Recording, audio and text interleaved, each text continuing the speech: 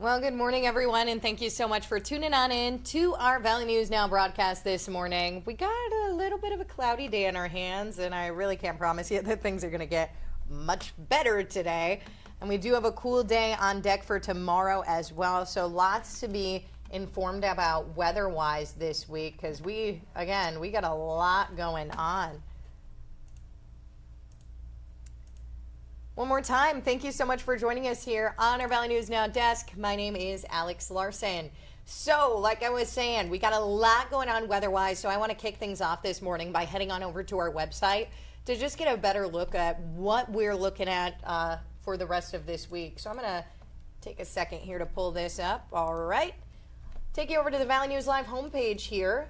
We're going to head on over to our weather tab. Looks like meteorologist Lisa Green just updating this for us a short time ago, saying another active day ahead of us today.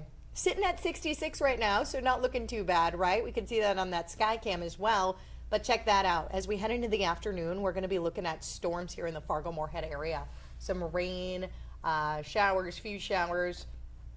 And you can see as we click on the headline for today, widespread showers. So everybody, as you can see from that radar there, pretty much everybody's going to be seeing a little bit of something today.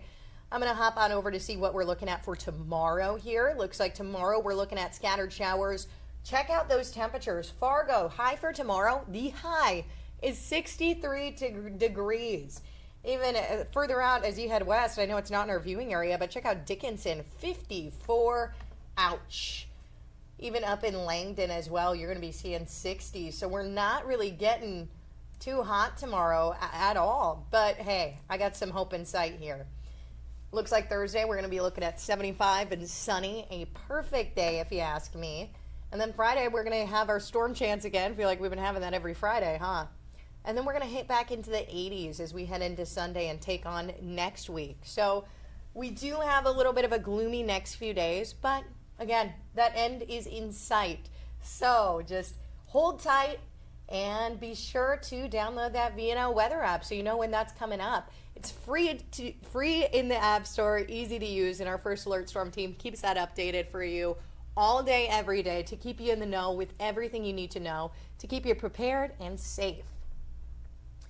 We're going to head on over to our news portion of this segment. 2 people have been arrested for fleeing law enforcement in Moorhead yesterday morning. Now, we first broke that for you yesterday morning here on our Valley News Now desk if you tuned into that broadcast. I'm going to pull up this video for you here in case you're unfamiliar with this situation.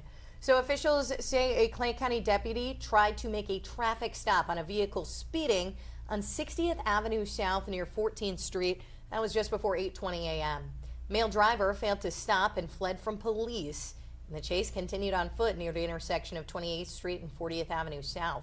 That's where our team was yesterday, where police had a perimeter set up. Officials say that suspect then fled into a nearby home. We're going to hear from the Clay County Sheriff, Mark Empting, here. The subject was located in the attic of the residence. He was taken into custody. He was transported to an area hospital just as a precautionary because he was up there for so long in the heat and things like that.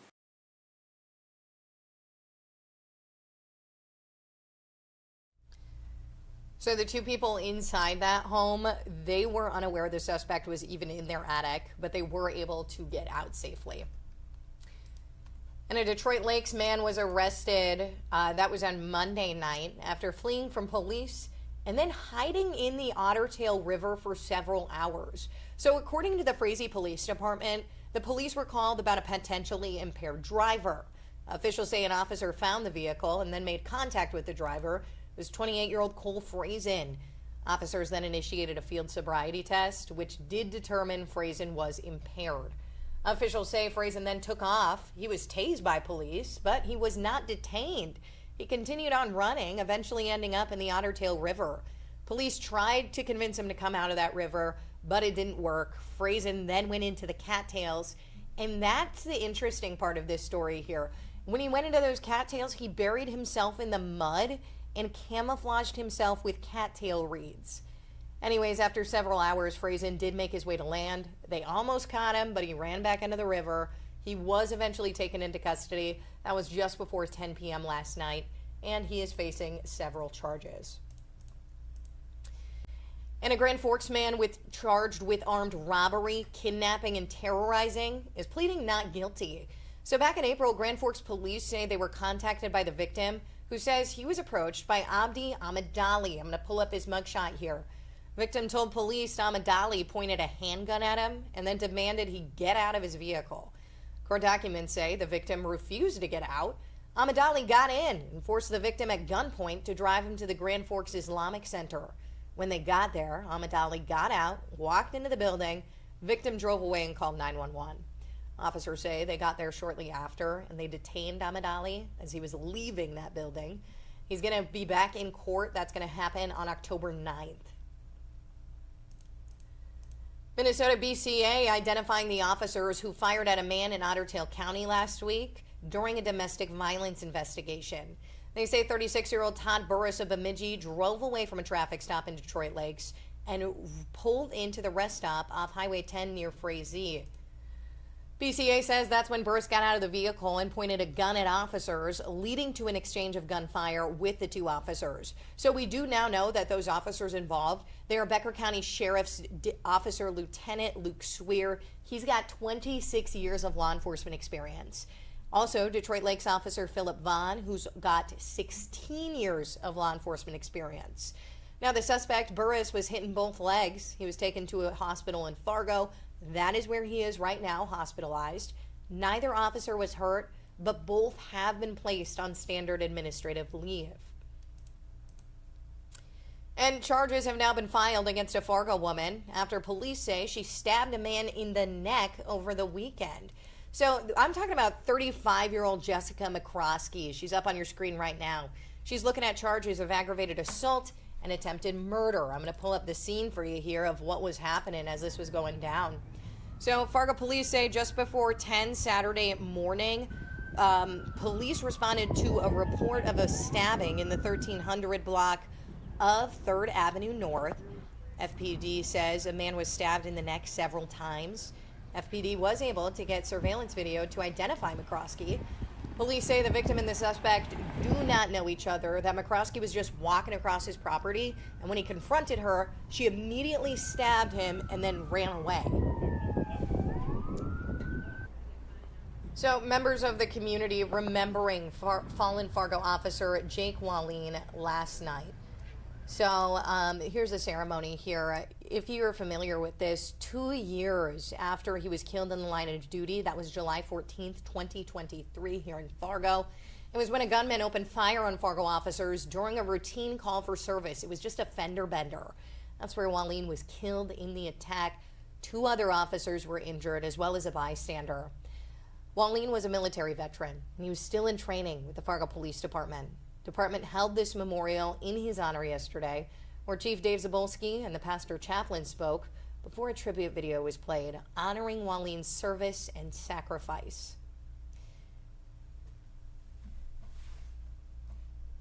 And the jury has been selected in Minnesota State Senator Nicole Mitchell's burglary trial. So Mitchell is charged with first-degree burglary and possession of burglary or theft tools after allegedly breaking into her stepmother's Detroit Lakes home early last year. So I'm going to pull up some video that we got from our reporters who have been covering this case, and they're going to cover it for the remainder of the week. Documents say Mitchell told police she went there to collect some of her late father's items. That included his ashes. Trial's been delayed twice. Jury selection lasted all day yesterday. And in the end, 15 jurors were chosen, 10 men and 5 women. Opening statements are starting up pretty soon in just over an hour here. That's going to be at 9 a.m. Again, we will have a team there all week to cover this for you as this develops. And the Trump DOJ is launching an investigation, a new investigation into Minnesota government's hiring practices last week. Now, this comes after an internal memo from the DHS caught criticism from state Republicans. The memo details a state hiring policy that requires hiring managers to justify their decision when selecting a non-underrepresented candidate over an underrepresented one. Valley News Team's Quinn Gorham spoke with legal experts about what could happen next with this particular hiring policy. Let's take a listen. The Minnesota Department of Human Services says it's had a suddenly controversial hiring policy in place since 2002, but the policy drew attention last week, enough for the Trump administration's Department of Justice to investigate it. Republicans say the law is illegal, but it may not be as black and white as it seems. The argument from the right appears to be that the policy encourages discrimination of anyone that's not part of an, quote, underrepresented group.